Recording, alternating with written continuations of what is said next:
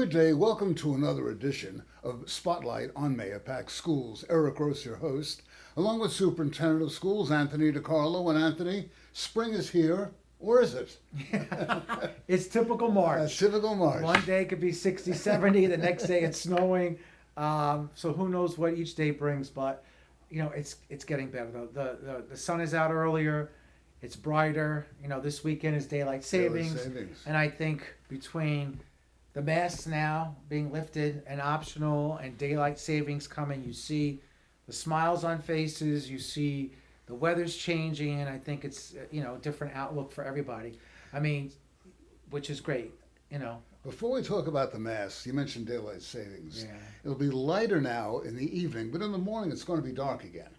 So now we have to urge the motoring public out there, like they do in the middle of winter. The children will be out waiting for the buses in pitch black. Yeah, I mean, again, we go through this every year. It doesn't matter whether it's dark out or not. I am astounded, Eric, Yes. by what's going on with drivers passing school buses, just in a rush, and it's horrible. It really is. And I have to tell you that there's going to be a major crackdown around the country, and specifically next year here in Putnam County, because there are going to be some serious consequences. Yeah. I mean, Eric, it is now March. You know the schedule of buses. You know when buses are on the road. I mean, you're talking about the health and safety of kindergartners to 12th grade. And it is amazing how people ignore, don't quite frankly care. And it's frightening to me. It really is frightening. Electric buses, motorized. There was a meeting down in Bedford the other day. Senator Harkin was down there. Yeah. How do you feel about that? Listen, at the end of the day, like everything else, that's going to happen down the road. There are so many different pieces to the puzzle that need to go into it. It's just like now.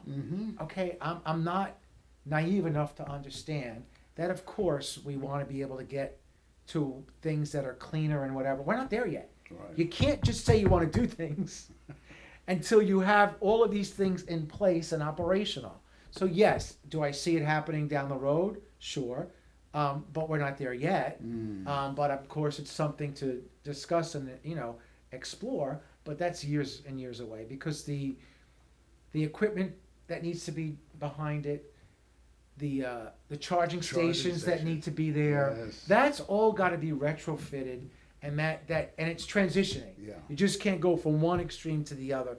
It's got to be done over a series of years. So I'm sure down the road, as you see every year, we do our bond referendum for buses. Right. There'll be some year down the road Yeah. that'll transition Gradually, and go yeah. into that. Exactly. Yeah. Like everything else. in Right, life. right. So again, getting back to masks, you see those smiling faces. Deborah West, who's a wonderful lady, wonderful find for the Mayapack School, put out a release this week with the kindergarten children, and the first day they were in the cafeteria. These kids never had lunch in a school cafeteria. Think about it, kindergarten and first grade, Yeah. because it's been 2 years. Yeah. And so you saw just that wonderment of looking at somebody here and below and seeing what their face looked like, the smiling, the interacting. So yeah, it's been a transition. I have to say that, once again, the Mayapack School District, whether it's the teachers, our staff, and the students, have acclimated themselves. People are respectful of one another, because there are individuals, both on a staff and teacher level as well as students, who are still wearing them for their own personal and family reasons, and everybody's been respectful of it. So I'm proud of the way the transition took place. The Board of Education has been extra busy now, not only looking for a new superintendent to succeed Anthony, but budget time. Yeah, so it's that time of the year, and I'm sure, as you can imagine, we're working hard, and this happens every year. Yeah. So it's the initial budget from the governor that we look at what that proposal is, and we start to put numbers together and look at things. Then we wait till on or about April 1st, which then the legislators get to, haggle and decide what they want, and then we get that number. And then usually in the month of April, we really then sit down and fed it out and come up with what we believe, and the board ultimately is who decides it, because they'll get the superintendent's budget, and then they get the budget for a number of weeks to decide what they want to do, and then present the budget to the public. But, we all are cognizant, as you know, we are in very difficult times. What's happening in the world, what's happening with gas prices, what's happening with supply chain. So we're cognizant of it. And so we want to present a budget that is responsible yet still continues our strong academic program, our extracurricular activities, and other things that make Mahopac such a great school district. And we're going to put a budget together that we hope the public will support and is reflective of all those areas. Good things are happening in the Mahopac schools. A pop concert will be held this week. The second annual Snow Bunny, what was it called? Snowball. That's close. That's right. I got snow right. Yeah, you did get that right. It's the second year we've done it, and it's sad enough to say that we had done it 3 years ago. Yeah. And then we haven't done it for the last 2 years. Right. And this is what makes schools and student involvement so important. So they came to the high school and they spoke with the administrators and the teachers and talked about wanting to go back a little bit to old school and have some kind of a dance and kind of a gathering together. And so they decided to create Snowball because it's during the winter. And this is the second year that we did it. Like I said, it was a great success. We did purposely move it back. It was originally in February, and they came to me, of course, like everything else, and said, "Mr. DiCarlo, what do we do? Do we not have it?" And I said, "Let's move it back to March." And sure enough, it worked out that we had the mask mandate dropped, and so it was a great evening. I want to thank all those teachers and administrators who chaperoned, of course, the student body that came, and it was a wonderful night. One thing that we've missed the last 2 years, and personally, I'm inviting you back next. When is it? It's Thanksgiving time, Christmas. The Senior Citizen Ball. Yeah, exactly, and that's We been missed missing that too. for 2 years too. That was wonderful too. So going back to what you talked about when it comes to communicating and being able to see one another and smile, and we're going to do a segment in a while with our Sergeant Kreisky from the Sheriff's Department, and we're going to talk about social media. Good. And we're going to talk about cell phones because we have to have that conversation, and so I'm looking forward to that too. So. Yeah, I mean it's been very busy since we came back from the break, but we're happy with the way things are going, and we want to continue with the momentum and have a great spring into the wonderful graduations that'll take place in June. Let's take a break. Yeah. SROs. There was a superintendent in Putnam County a number of years back who had a great line. "I never leave home without my American Express card. My SRO is my American Express card." And you know what? There's so much truth to it. And listen, I have to tell you a quick story. This is how long I've been around. The first SROs I was instrumental in getting at Lakeland back in the early 2000s with Janine Pirro and working with the sheriff superintendent to get one. That's how far back I go. And I knew the importance of it going back years ago. So it's really full circle for me. Really, really is. And I cannot tell you how invaluable they are in our buildings. And I want to give a credit to this community because not only do we have the SROs, we have the SPOs in all our buildings. So, they're a great attribute to the schools. They have incredible relationships with our kids, with our staff, and with parents. And that's what it's all about. Health, safety, and really understanding how both our local law enforcement work together for the betterment of our kids. Shall we meet the Chief Ayatollah of the SROs? Well, more than I would love to do that. Let's do it right now. Thank you. As Anthony said, Sergeant Matt Kreisky is with us. Matt and John Sahanek are the sergeants in charge of the SROs in Putnam County. 10 SROs and 22 SPOs. Welcome to the show. Thanks, Eric. How you doing? Tell our viewers the difference between an SRO and an SPO. So SROs are sworn deputies who have graduated from the police academy, worked their way through road patrol, and are now assigned to one of many of the schools here in Putnam County. An SPO is generally a retired police officer, deputy sheriff, state trooper, who fits a position as armed security within schools and county buildings throughout Putnam.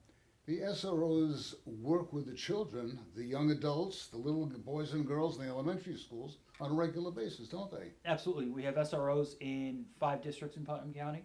All of those districts have SROs in multiple buildings.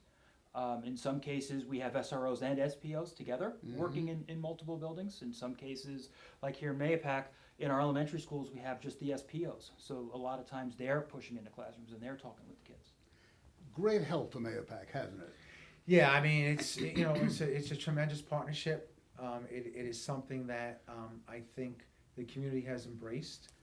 They understand the importance of it, but it's twofold. I think sometimes people just look at it from a security point of view, which of course it's meant to be, but it's also really working together when issues come up. The SROs are able to go in, speak to kids, kind of problem solve together. They develop such a good relationship. Is that we always talk about see or hear something, say something, and that's really important. And you'll see through that education and piece that you'll have kids, whether it's verbally letting an SRO know maybe about a situation, or sometimes calling them up or doing something, or parents too, to give us a heads up, because that's really the importance. I mean, and I'm preaching to the choir here, but 100% of the time, when we've had these tragedies that have happened across the country with shootings over the last number of decades, there's been leakage. And we're going to talk a little bit about that, in our discussion, that somebody said something or posted something and you can't be immune to it or ignore it. Don't worry about it. That's just the way Eric is. Or don't worry about it. That's just the way Matt is. He fools around and goofs around all the time.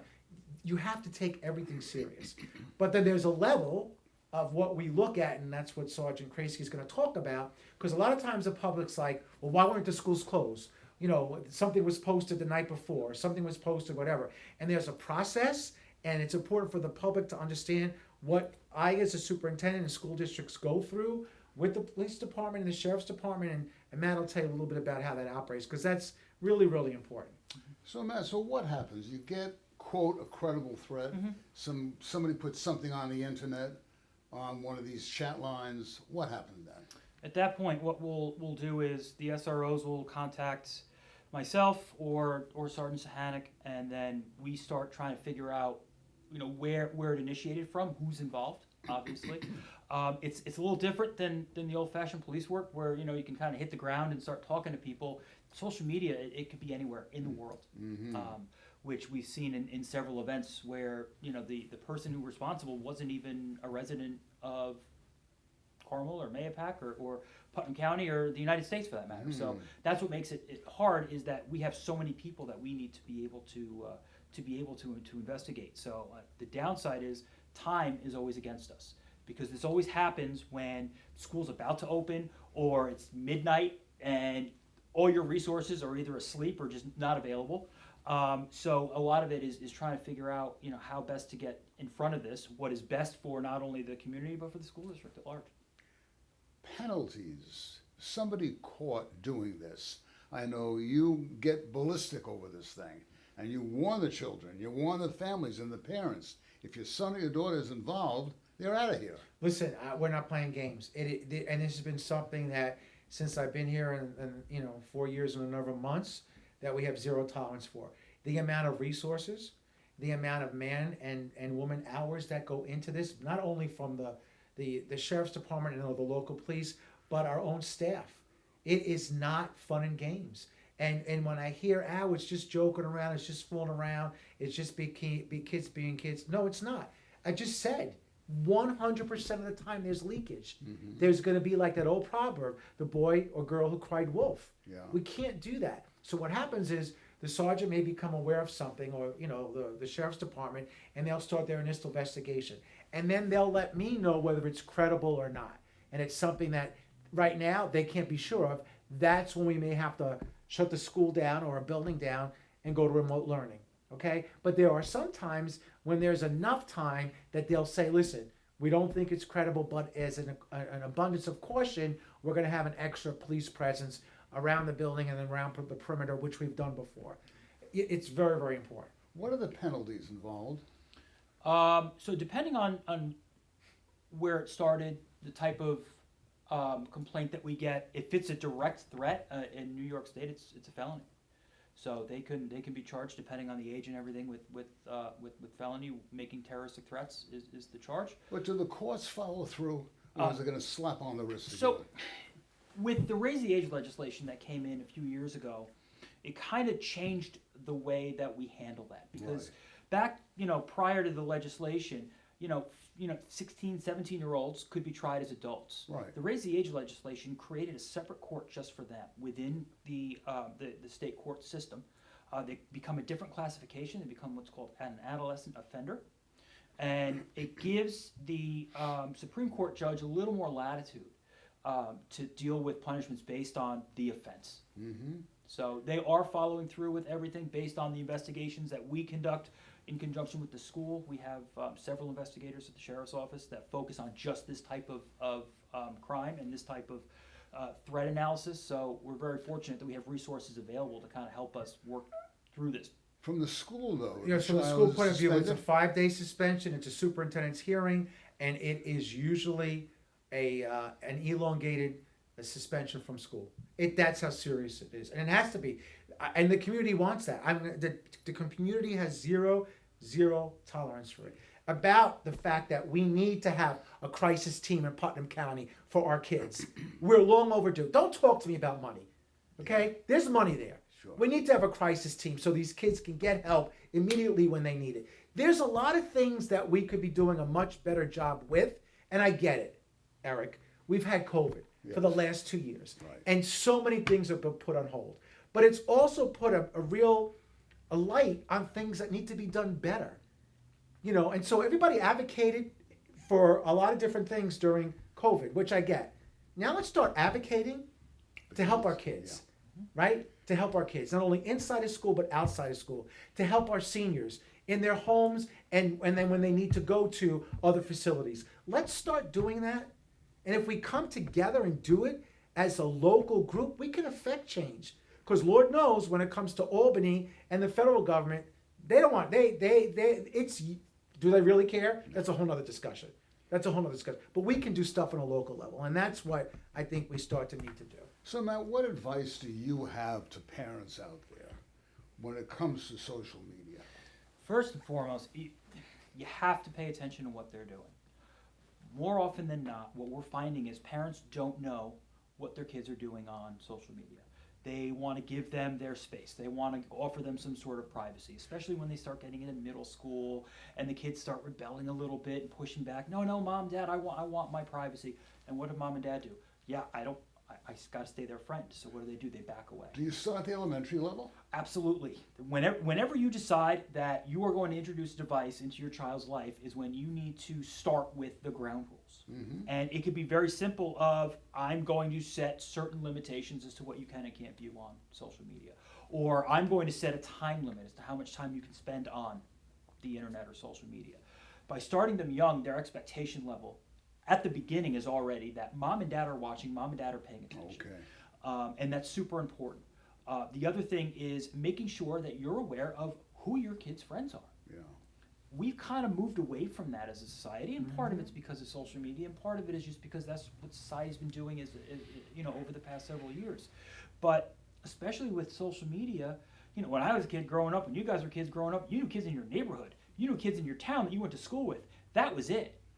I graduated from Brewster High School. Let me tell you something. Mayapack was far, far away. So, I could probably count on one hand how many people I knew that were from Mayapack. Yeah. Now, Brewster students are best friends with people from all over the county, all over the state because of social media. Yeah.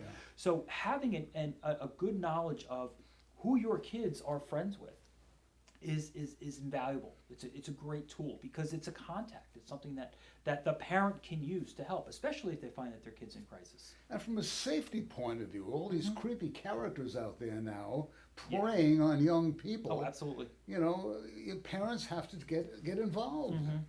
Mm-hmm. There's a lot of third-party programs that you could install on devices that can help you keep track of some of the things that your kids are doing, especially with the little ones when they don't necessarily understand where they're going. You can get trackers to find out where on the internet they're going, what websites they're using, who's trying to contact them.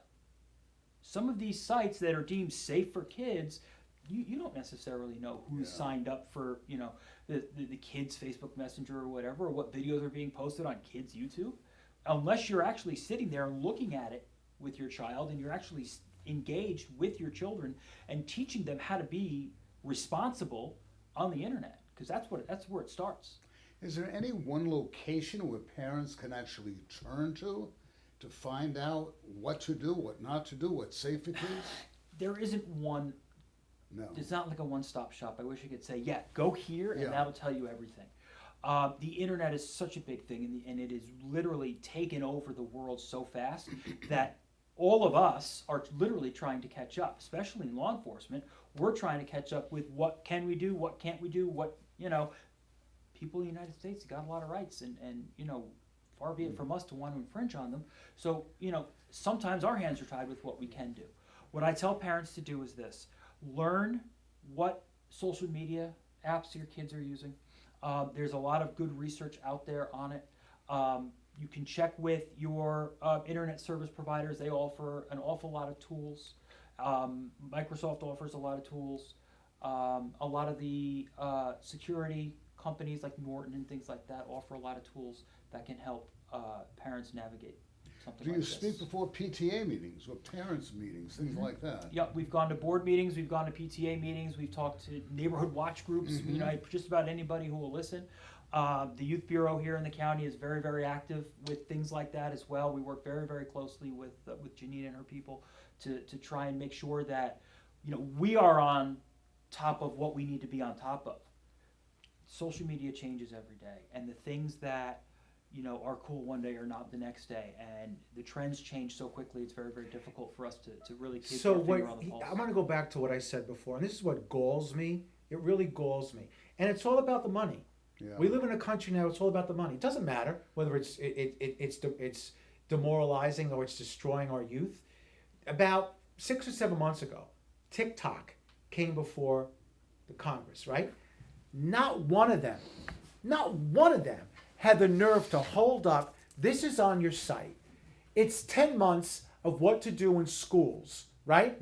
How to do the following: blowing up toilets, taking your hand as a young man and jabbing it against a girl. This is on the platform. And not one congressperson had the nerve to say, this is inappropriate. You know why, Eric? Because they're all making money together. And until we as a society wake up, we're going nowhere. That's the reality. I don't care about political correctness. I never have.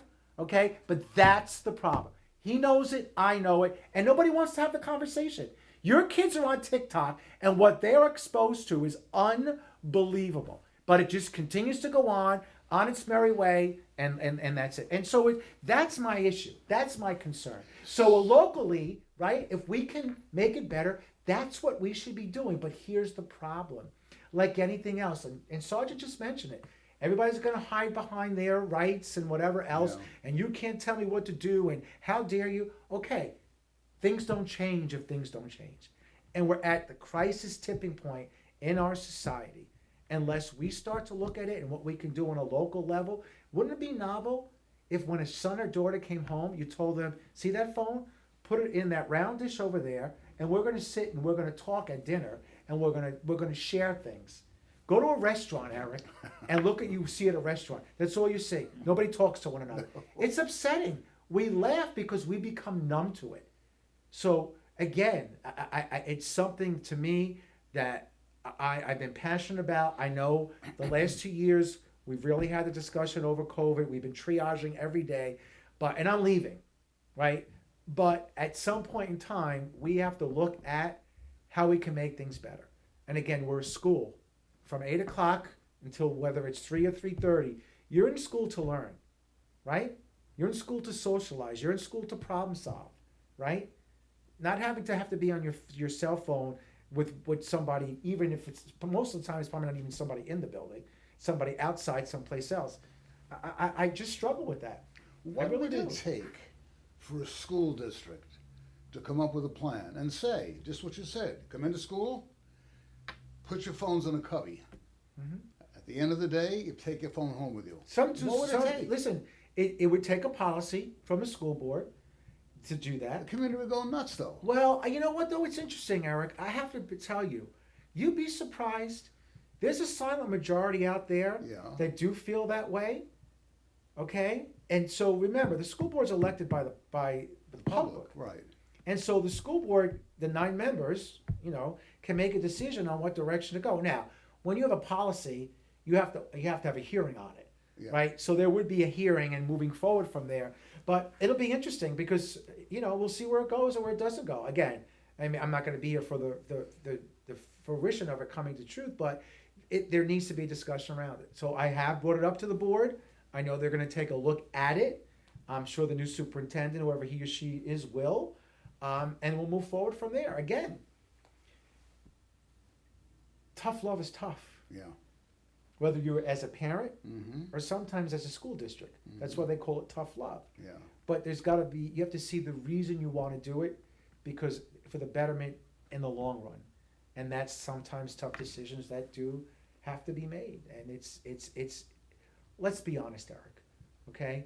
It's a struggle. It's a struggle when you are in a district and a county that may have different values than a state Mm-hmm. and may have different values than the federal government. Mm-hmm.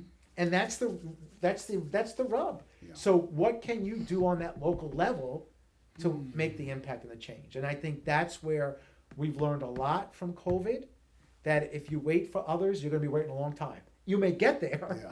but you're going to wait a long time. But what can you do locally that you have control over? And I think that set the tone moving forward. So we'll see where it goes. Okay.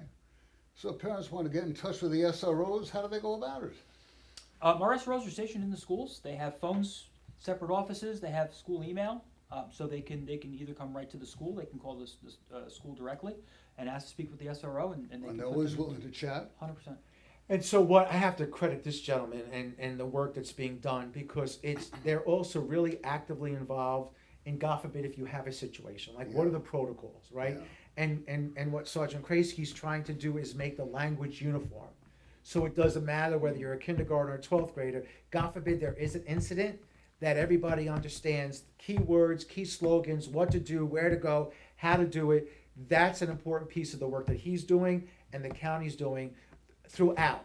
Because if we, God forbid, have a situation that happens, that everybody is on the same page, knowing what needs to be done and how it needs to be done. I think that's really important for the public to understand. Yeah, we've that. been working very very hard over the past several months to try and streamline a lot of policies and procedures with how school districts work with the SROs, so that what we do in one district we're kind of mirroring in other districts for a multitude of reasons. One, when the superintendents get together and talk, right? Yeah. Everything, they can all kind of talk about the same thing the same way. When we train Right. as a department, when I put out a training to somebody or something like that, we're all training our deputies who may have never stepped foot in Mahopac schools before, one way of doing something. So no matter what, whether they went through the Carmel Central School District or the Haldane Central School District, they're already going to have an understanding of how safety and security works in a school district in Putnam County. Yeah, it's very important. Yeah. Yeah. Years ago when I was growing up, it was the bomb shelter. Yes. Right? You had to learn how to do a bomb shelter drill. Right. Now the kids have to learn how to do these drills that, God forbid, if you have a situation in school, Yeah. what you need to do, how you need to do it, and that everybody understands it. So every generation has their own issues. Yeah. And has to deal with certain things. And yeah, it's upsetting, but it's part of what we have to get ready, God forbid, in case. And I think that communication and being all on the same page really, really goes a long way. Well, Matt, we thank you for Thank you very joining much. us and opening up the eyes of so many people out there, I'm sure. Be well Thank you. I appreciate the and opportunity. say hello to the other I will. SROs and SPOs we have in Most Putnam definitely. County. Sergeant Matt Kresge Thank you. Thank you, and sir. Anthony and I will be right back. So it was a good season for winter sports this year. Yeah, it was a very good season. A lot of accolades, league championships in a variety of different sports. All league honors or section honors. The kids did very, very, very well. And now spring, yeah. we hope. Yeah, I know. That's starts next week on Yeah. the 14th. Hopefully the weather stays nice and we can get out and participate in the nice fresh air. Our April board meeting will recognize the winter athletes for their accomplishments. And then, of course, in June, we'll do the spring athletes. So, it flies by. It's Oh. like just yesterday, it was September, and it's just now, middle of March, and we're looking to get into the home stretch in April, May, and June.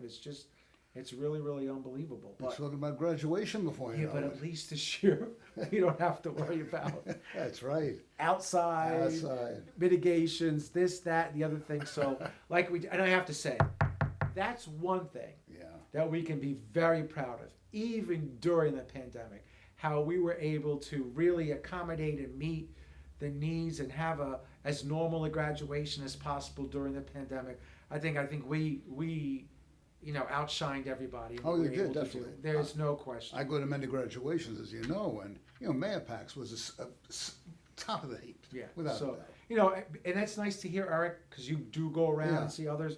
Because Lord knows throughout this, sometimes we've gotten beaten up for Yeah. things. Yeah. But then we have to also see that we really have done a very, very good job from being able to go like that to remote learning when this first happened, be able to do our graduations to the best of our ability. So, I'm hoping we never see this again. But in the world in which we live, Eric, who knows from one day to the next? Yeah. Really doesn't. And my heart breaks for what's happening and what's going on in the Ukraine. When I was in New Rochelle, we hosted for 2 weeks Ukrainian educators to try to get a better understanding of what schools were like in America. The most beautiful, nice people. My heart just breaks. They had a Absolutely rally breaks. Yeah. on Friday night Just in breaks. Carmel, Yeah, and 250 people showed up just breaks. at the county courthouse. And again, your heart just, it was horrible. Yeah. These people praying and crying, and my family's over there. But you hope. What else do you say at this point? What else do you say? What else do you say? You just hope that we start as human beings, regardless of where we live, to come together and say, this is just not acceptable. It's not acceptable. We have a madman over there. You don't want to start World War III. But then who are you giving the power to? Yeah, yeah. Not easy. None of this is Not easy. easy. You know. We're not going to solve the problem. I can No, assure we're you. not. But you know what, though? At the end of the day, like I said to you before, I can't, thank you, for listening, because sometimes it's just important to listen. And we're not afraid, or ever have we been afraid, myself and you, to be honest, to be open. I guess to sometimes touch the third rail things that aren't supposed to be touched. But if we don't come together as a community and problem solve together, then what are we doing in education? Exactly. Right? At the end of the day, then what are we really doing? I think that's the important piece that we have to learn moving forward. So, Superintendent of Schools Anthony DeCarlo, we thank you, sir, thank for you joining very us much. for this jam-packed edition of Spotlight on Mayapack Schools. For Sash Przmilski, I'm Eric Rose. Thanks again for joining us. Be safe. See you all next time. Bye-bye now.